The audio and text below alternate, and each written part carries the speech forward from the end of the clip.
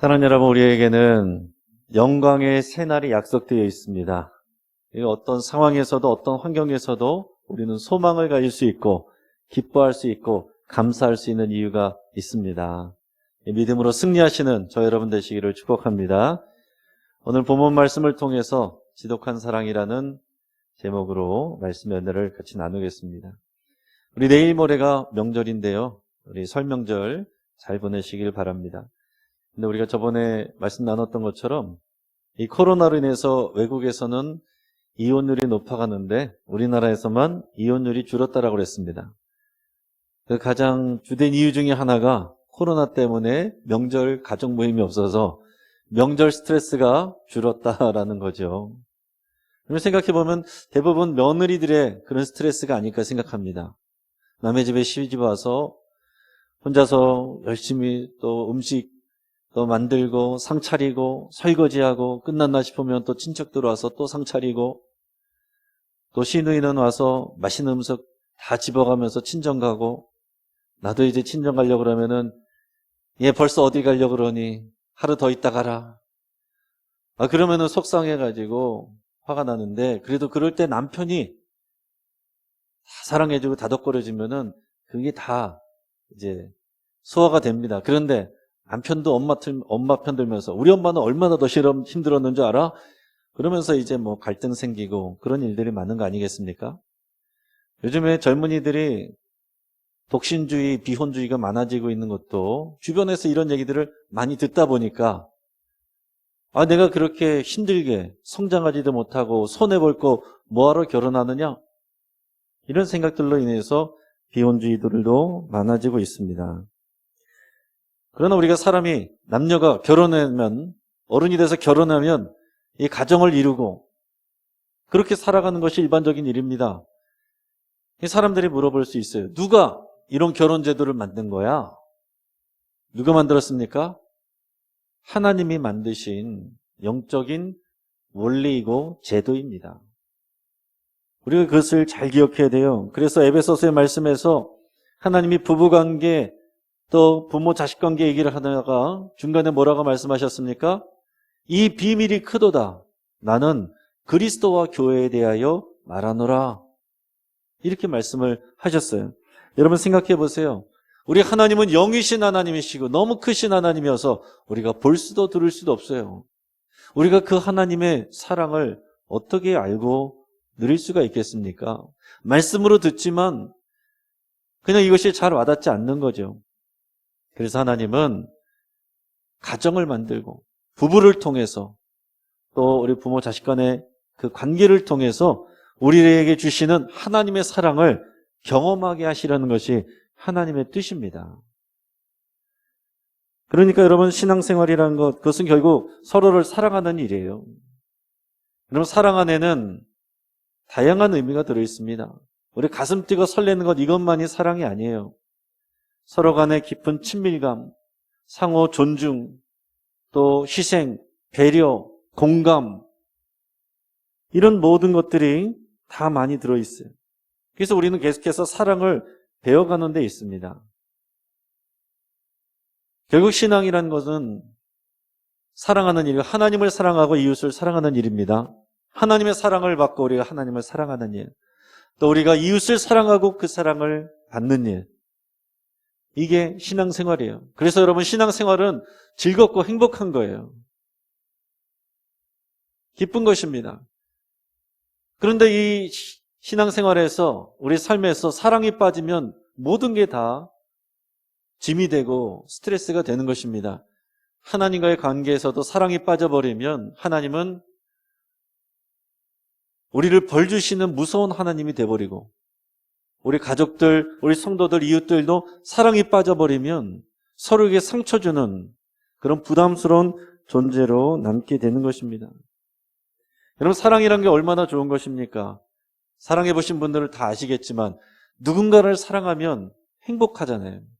내가 누군가를 사랑하게 되면 그 사람에게 주는 것이 손해가 아니라 나의 기쁨이 되는 거예요. 또 내가 누군가의 사랑을 받으면 내 자존감이 높아집니다. 다른 사람들이 뭐라고 하든지 내 상황이 어떠하든지 누군가 중요한 사람이 나를 사랑해주면 왜냐하면 우리는 넘어지지 않고 우리 자존감으로 감사하고 행복할 수가 있는 거예요. 하나님의 사랑을 모르고 이 부부와 가족 간의 사랑에 그것을 모르면 하나님의 사랑을 우리가 경험하기가, 알기가 참 어렵습니다. 그래서 하나님은 그 사랑을 우리에게 알려주기 위해서 태초부터 이 가정, 부모, 자식 간의 관계를 만드셨는데, 마찬가지로 사탄은 이 사랑을, 이 관계를 깨트리려고 하는 거예요. 그러니까 가정 안에서 왜곡된 사랑이 경험되면 하나님과의 관계에서도 하나님의 사랑을 오해하게 되고 왜곡하여서 알게 된다라는 얘기입니다. 요즘에 젊은 아이들이 사랑을 어디서 배웠는지를 아십니까? 어린 청소년들이 야동에서 배워요. 야한 동영상, 포르노물 이런 거를 보면서 잘못된 성지식을 갖게 되고 그게 사랑이라고 생각을 하게 되는 것입니다. 그래서 그런 것을 경험해보고 싶고 나도 남들에게 그렇게 하면은 당연히 좋아하는 줄 알고 그런 범죄들이 일어나요. 또한 대중문화를 통해서 사랑을 배웁니다. 대중가요, 드라마, 영화, 또 무슨 만화, 또 광고 여러 가지 이런 문화 매체들을 통해서 왜곡된 사랑을 배웁니다. 그게 사랑인 줄 알게 되는 거예요. 그리고 더 나아가서는 자라면 어떻게 됩니까? 뭐 친구들이나 선배들이나 자기들이 겪은 그런 주관적이고 편협한 사랑을 얘기를 하는 걸, 그거를 듣고서 그게 사랑이라고, 그게 가정이라고 생각을 한다는 거죠. 그래서 사탄은 지금까지 이 가정을 깨뜨리고 부부관계, 부모 자식 간의 관계를 깨뜨리는 일을 해오는 일을 해오고 있고, 하나님은 그래서 이 가정을 세워서 교회를 세워가는 일을 하고 계신 거예요. 이 시대에 왜곡된 사랑이 얼마나 많은지 모릅니다. 내로남불이라는 말을 다 사람들이 많이 쓰죠. 내가 하면 로맨스, 남이 하면 불륜이란 소리잖아요. 이게 남들이 하는 것을 보면은 우리가 불륜이라고 막 욕을 하는데, 나에게 그런 일이 닥치면은 내가 진정한 사랑을 만났구나, 이런 생각을 하는 거예요. 1995년에 영화 메디스 카운티의 달이라는 작품이 있었습니다. 이게 원래 소설을 원작으로 하고 있는데 소설도 잘 돼 있고 영화도 잘 만들어져서 많은 사람들에게 사랑을 받았어요. 여기에 나오는 남자 주인공 로버트는 이혼한 사진작가입니다. 여자 주인공 프란체스카는 착한 남편과 아이들을 두고 있는 평범한 가정주부예요. 근데 메디슨 카운티에 있는 이 다리 안에서 관계에 대해서 두 사람이 서로 알게 되고 서로를 알아가면 알아갈수록 너무 잘 맞는 겁니다. 자, 이 여자도 내가 남편에게서 느낄 수 없었던 그런 공감과 이해와 사랑을 받으면서 너무 행복을 느끼는 거예요.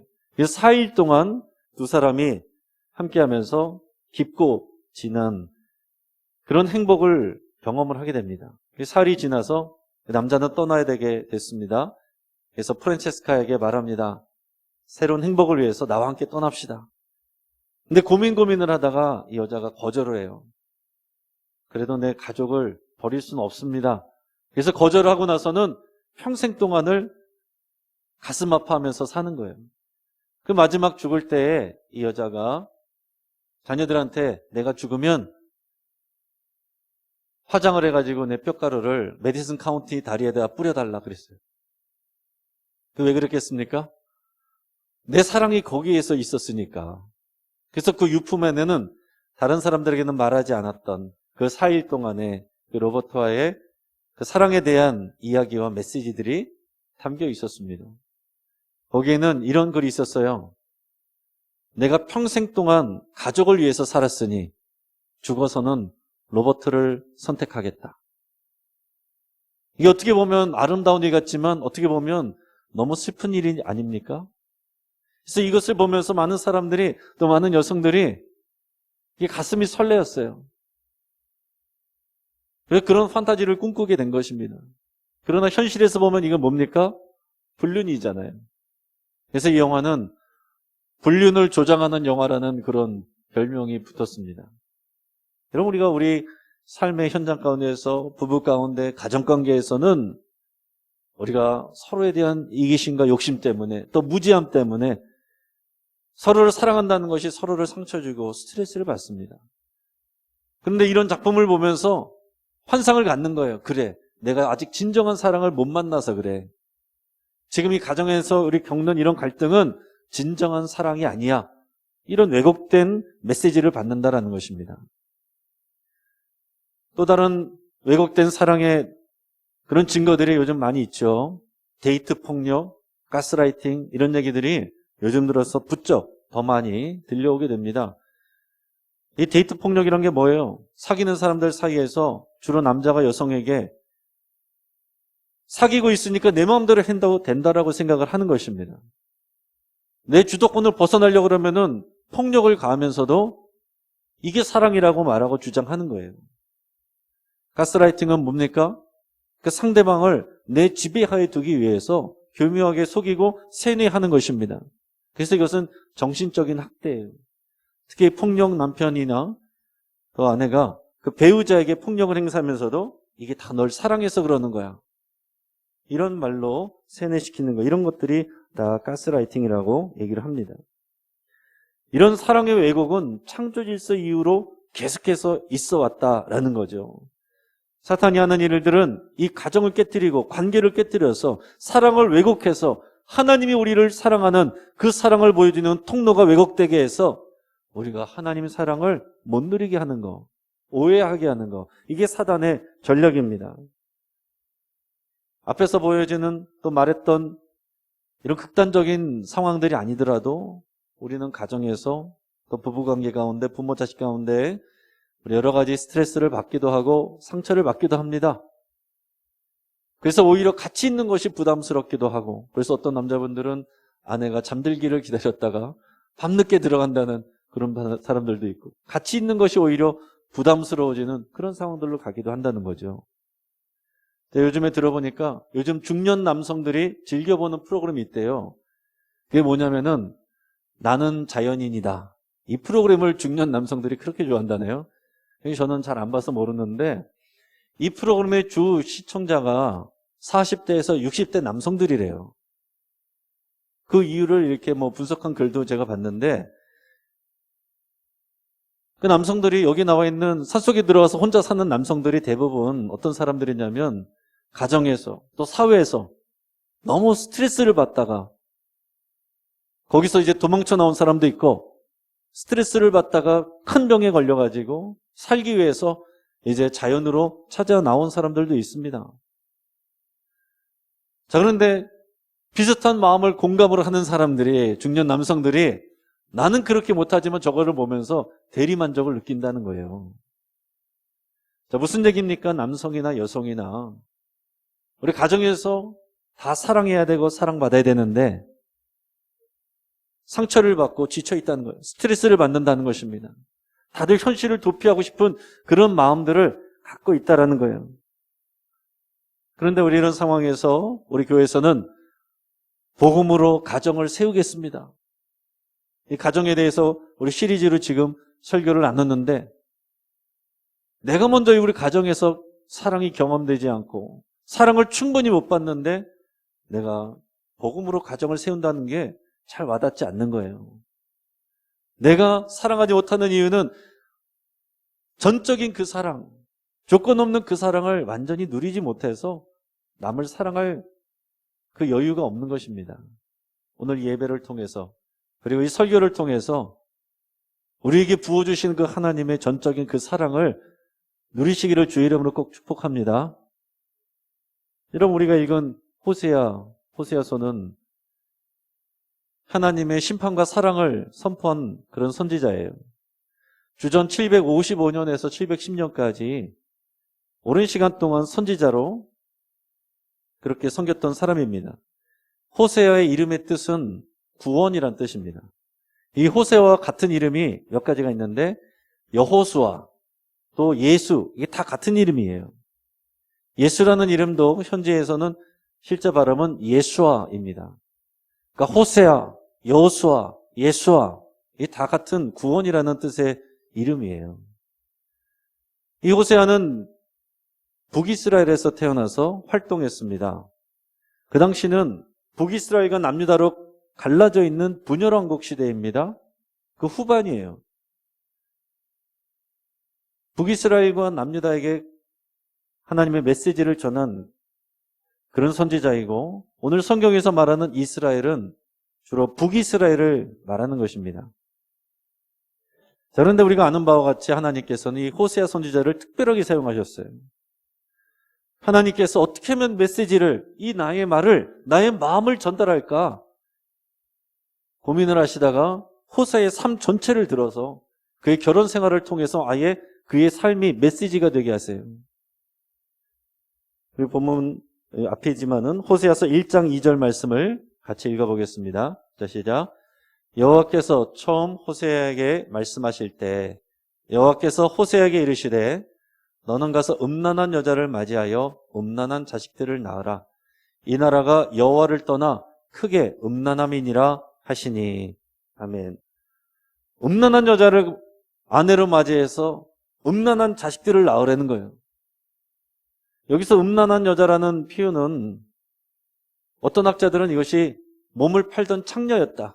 고멜이. 어떤 사람들은 원래는 안 그랬는데 나중에 바람이 났다. 그래서 바람기가 많은 여자였다. 이렇게 해석하는 사람들도 있어요. 그래서 현대인 성경에 보면 창녀라고, 고멜을 창녀라고 표현하고, 그리고 공동번역 같은 데 보면 바람기 있는 여자라고 이렇게 표현합니다. 그러니까 어느 것이든 내용은 다 뭐 똑같이 통합니다. 근데 저는 개인적으로는 이제 후자를 지지해요. 원래는 안 그랬다가 나중에 와서 음란하게 된 거예요. 왜냐하면 이게 다 역사적 사실과 연결하고 있는데, 이스라엘 백성들이 처음으로 돌아가면은 이 출애굽 시대로 돌아갑니다. 하나님께서 출애굽해서 이스라엘 백성들을 데리고 나왔을 때는 우상 숭배하지 않았어요. 그러나 나중에 가나안 땅에 들어갈 때 그들이 우상 숭배를 배워가지고 음란하게 우상을 섬기게 됩니다. 그러니까 처음에는 괜찮았는데 나중 가서 바람을 피우는 이런 모습이다라는 거예요. 호세아가 이 고멜이라는 여자를 만나서 결혼을 하고 자녀를 3명을 낳습니다. 하나님께서는 그 자녀의 이름들을 통해서도 그 심판의 메시지를 이스라엘 백성들에게 전하게 하셨어요. 자, 첫째는 아들을 낳았는데 이스르엘이라고 했습니다. 이스라엘은 이스라엘이 아니고 이스르엘이라는 지역이에요. 자, 지금 북이스라엘의 왕들이, 이 왕조가 예후라는 왕부터 시작한 예후 왕조예요. 근데 이 왕조가 처음 예후가 왕권을 잡을 때도 기존에 있던 왕을 죽이고 왕자들을 70명을 다 죽이는 그 피를 통해서 이스라엘 성에 가서 정권을 잡았어요. 그리고 이어서 나오는 왕들이 여전히 우상 숭배하고 하나님을 멀리했습니다. 그래서 그 이스라엘의 피를 내가 갚을 것이다. 심판할 것이다. 이렇게 말씀하시는 겁니다. 둘째, 셋째는 딸을 낳는데 둘째는 로루아마, 셋째는 로암미. 로라는 말은 뭐뭐가 아니다 라는 뜻이에요. 루하마는 불쌍여김을 받는다라는 뜻인데, 로루아마는 그러니까 불쌍여김을 받지 못한다. 암미는 내 백성이다라는 뜻인데, 로암미는 내 백성이 아니다. 이 자녀들의 이름을 통해서 이스라엘에게, 이 음란한 우상 숭배하고 있는 이스라엘에게 메시지를 보내는 거예요. 내가 너희를 심판하겠다. 내가 너희에게 자비를 베풀지 않겠다. 너희는 더 이상 내 백성이 아니다. 이런 강력한 심판의 메시지를 주신 겁니다. 그럼 중요한 것은 여기서 고멜을 얘기할 때 먼저는 이스라엘, 북이스라엘을 말하는 것이고, 오늘 여기서 우리가 들을 때는 이것이 저와 여러분들에 대한 이야기로 들으셔야 됩니다. 그래야 오늘 말씀이 살아계신 우리에게 주시는 하나님의 말씀이에요. 이 말씀을 들어야 될 하나님의 백성, 저와 여러분들이 음란한 고멜입니다. 근데 여러분, 호세의 입장에서 생각해보면 너무 기가 막히죠. 나도 스타일이 있고 취향이 있는데, 내가 원하는 거 꿈꾸는 결혼 생활이라는 게 있는데 하나님이 명령하시니까 그렇게 순종을 한 거예요.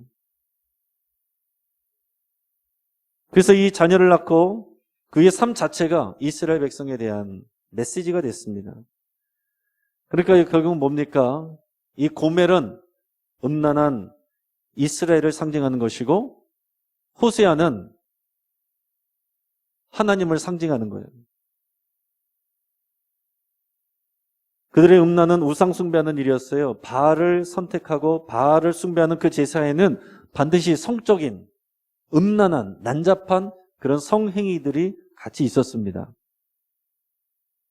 영적인 음란함은 성적인 음란함과 항상 연결이 돼 있어요.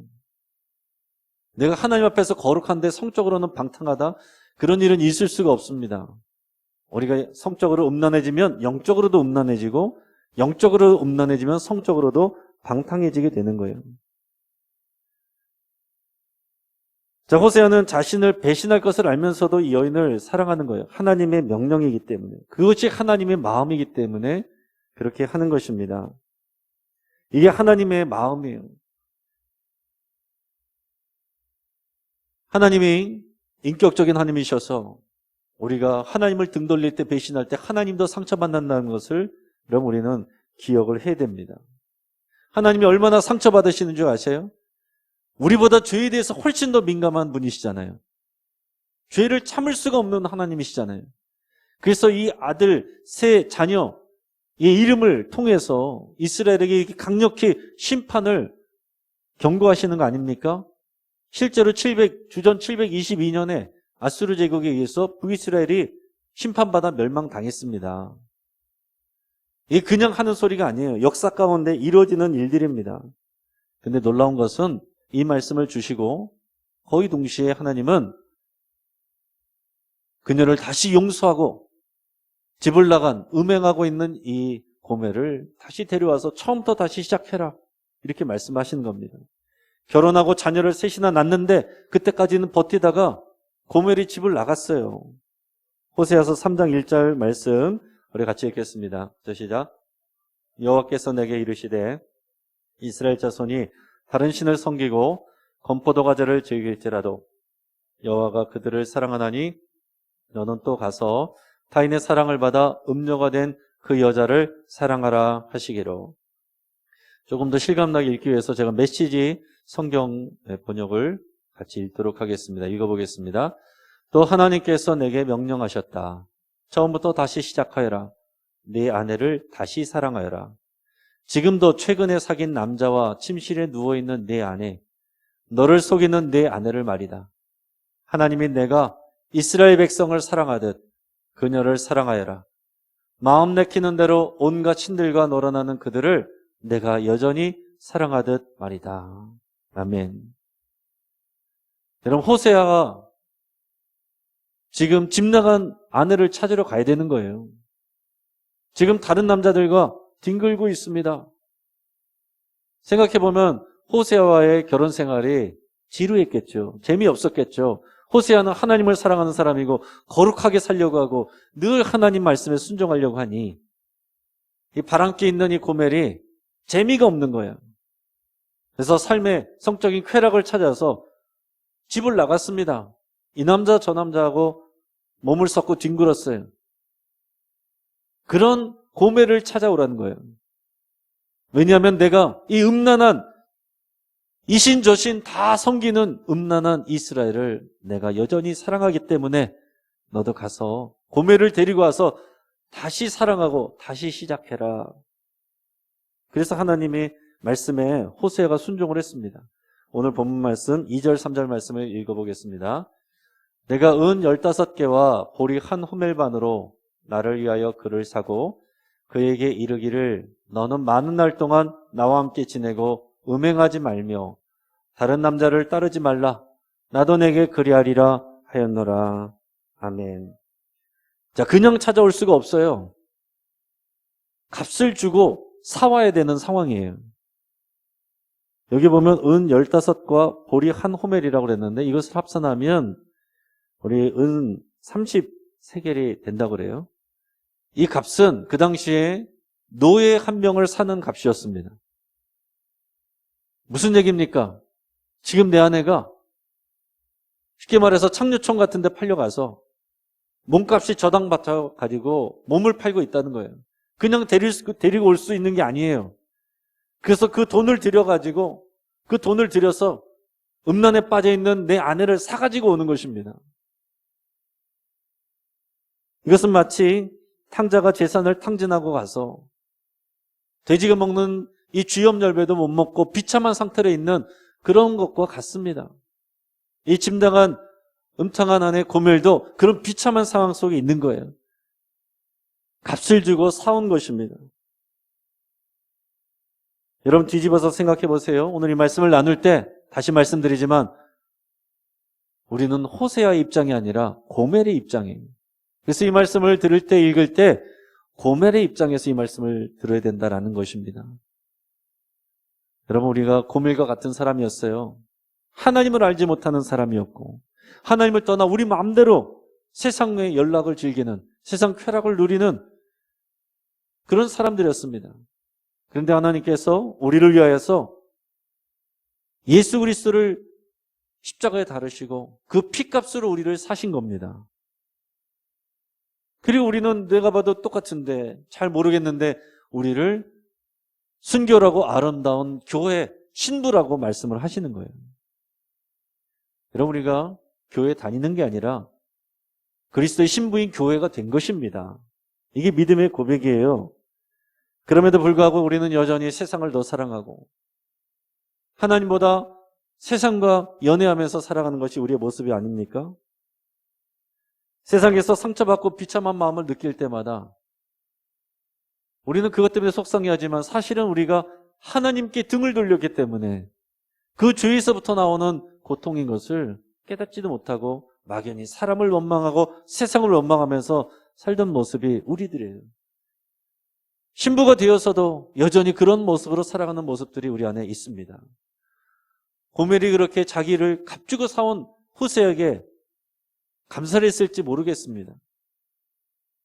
아무 느낌 없는지도 모르겠어요. 왜 날 데려왔느냐고 따질지도 모르겠어요. 처음에는 감사했다가 나중에는 다시 바람나서 나갈지도 모르겠습니다. 그게 우리의 모습하고 마찬가지이기 때문에 그래요. 여러분 이 말씀을 들을 때 우리에게 여전히 느껴지지 않을 수가 있습니다. 저도 이 말씀을 준비할 때 고민이 그거예요. 하나님의 이 절절한 사랑을 그 마음을 내가 어떻게 다 전달하고 그것을 마음으로 느끼게 할 수 있을 것인가.